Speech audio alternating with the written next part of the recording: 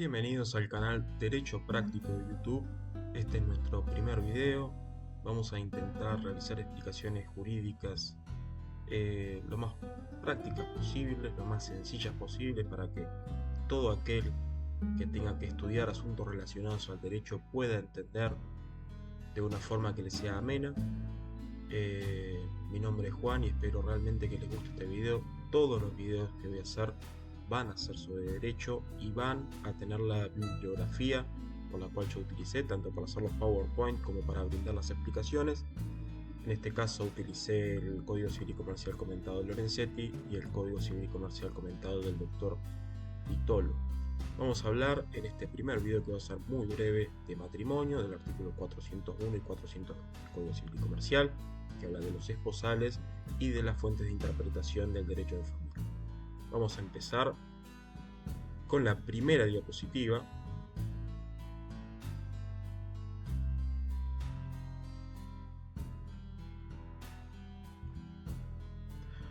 Esposales. Este código no reconoce esposales de futuro, no hay acción para exigir el cumplimiento de la promesa de matrimonio, ni para reclamar los daños y perjuicios causados por la ruptura, sin perjuicio de la aplicación de las reglas del enriquecimiento sin causa o de la restitución de las donaciones, si así corresponde. Este es el artículo 401 del Código Civil y Comercial, y básicamente, para entenderlo, lo que tenemos que saber primero es qué son los esposales, que no son el matrimonio como uno puede llegar a confundirse. Los esposales son una promesa de matrimonio, una promesa en la cual dos personas se comprometen o justamente realizan la promesa de contraer matrimonio en el futuro. Ahora bien, ¿qué es lo importante que nos está diciendo el código en este caso? Bueno, básicamente que a futuro estos esposales no están reconocidos por ley. ¿Y qué significa o qué efectos tiene que la ley no los reconozca? Bueno, por supuesto, como dice ya la segunda parte del artículo, que no se van a poder reclamar daños y perjuicios causados por la ruptura de los esposales. ¿Por qué? Porque la ley básicamente no los reconoce. Uno podría imaginar de cierta forma, para entenderlo mejor, que para la ley no existe. Como para la ley no existen, uno no puede reclamar daños de algo que no existe. Por tanto, no habría lugar a ese tipo de reclamo. Ahora bien, que no se puedan reclamar daños a partir de la ruptura de esposales, por lo que acabamos de decir, no quiere decir que se puedan cometer actos ilícitos distintos, como sería el caso del enriquecimiento sin causa. Es decir, una cosa no quita a la otra.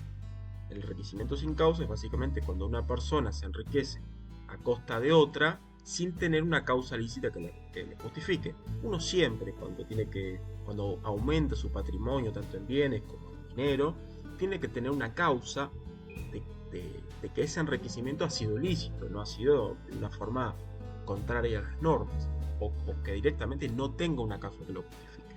Bueno, en este caso podría pasar que se dé un supuesto de enriquecimiento sin causa en los esposales, cuando a partir de los mismos se generaron, por ejemplo, donaciones y regalos. Si a partir de estos esposales se generaron regalos y donaciones, se deben devolver para que no entrar en un supuesto de enriquecimiento sin causa, ya que la causa, que serían los esposales, no están reconocidas por la ley. Entonces el enriquecimiento sería ilícito, con lo cual, como dice la ley, el artículo 1794, esos regalos y esas donaciones se deben restituir a quien se los dio. Espero que se haya entendido. La idea es justamente esa, que las explicaciones sean a lo importante, cortas, y para que uno entienda qué quiere decir la ley, y para que después uno, cuando vaya a la legislación o a los códigos de fondo o al manual del cual estén estudiando, lo pueda entender un poco mejor. Vamos a pasar a la segunda diapositiva, que habla sobre la interpretación y aplicación de las normas, en este caso del derecho de familia. Ninguna norma puede ser interpretada ni aplicada en sentido de limitar, restringir, excluir o suprimir la igualdad de derechos y obligaciones de los integrantes del matrimonio y a los efectos que éste produce, sea constituido por dos personas de distinto o igual sexo. Bien, ¿qué nos está hablando el artículo de manera práctica? Nos está hablando del principio de igualdad, que no se puede vulnerar el principio de igualdad al momento de interpretar una norma de derecho de familia.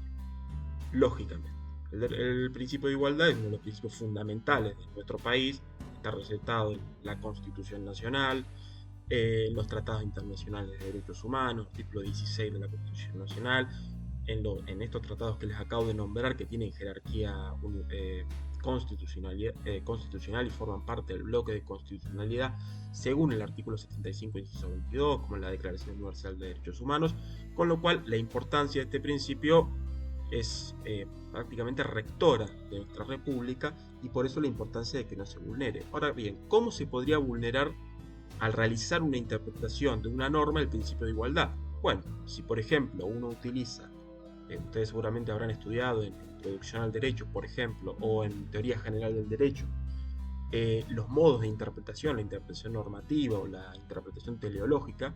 Por ejemplo, uno cuando intenta realizar una interpretación teleológica, intentando descifrar el sentido de la norma y la intención que tuvo el legislador al momento de realizar esa norma, bueno, al momento de realizar esa interpretación, uno no puede concluir o hacer un análisis que conduzca a partir de ese tipo de interpretación a limitar la igualdad de derechos, por ejemplo, del padre. Uno podría decir, no sé, o darle todos los derechos del matrimonio a una de las partes, o limitar los derechos de una parte. La interpretación no te puede llevar a eso. Sí te puede llevar a otro tipo de cuestiones que sí tienen que ver con la ley. Pero específicamente a vulnerar derechos básicos, el derecho a la igualdad, no. Y eso es básicamente, es bastante sencillo, es lo que nos está diciendo la normativa y cómo se deben interpretar las normas. En todos los ámbitos del derecho, la interpretación se hace en base a los principios jurídicos fundamentales, a los valores y a la jurisprudencia y a la doctrina, se utilizan. Pero eso no quiere decir que se puedan vulnerar derechos fundamentales a partir de esa interpretación. La interpretación no nos tiene que llevar por el camino, para que se entienda mejor, de vulnerar ese derecho. Bueno, espero que se haya entendido. Sencillamente vamos a ver estos dos artículos. Este es el primer video y quería que básicamente ver cómo salía, ver cómo se escucha. Con el tiempo iremos mejorando las ediciones y las explicaciones también, y los PowerPoint por supuesto. Todo irá mejorando. En este momento el audio seguramente es muy malo, pero con el tiempo y con el paso de seguramente los años, porque mi idea es que este canal dure mucho tiempo, las explicaciones irán siendo mejores. Si hay errores, por supuesto que yo estoy totalmente abierto a que me corrijan en los comentarios, no hay ningún tipo de problema, yo siempre voy a aceptar las correcciones siempre y cuando tengan fundamento. Y como les dije, todo lo que yo digo está sustentado en la bibliografía que siempre voy a decir al inicio del, del video. Solamente que yo intento de cierta manera bajarlo a tierra para que se entienda y ustedes luego puedan ampliarlo en su bibliografía preferida. Les agradezco muchísimo haber visto este primer video. A partir del segundo seguramente vamos a empezar ya con los demás artículos de derecho de familia y posteriormente seguiremos con otras ramas del derecho, o sea, derecho penal, derecho laboral, concursal y demás. Muchísimas gracias y les mando un abrazo muy grande.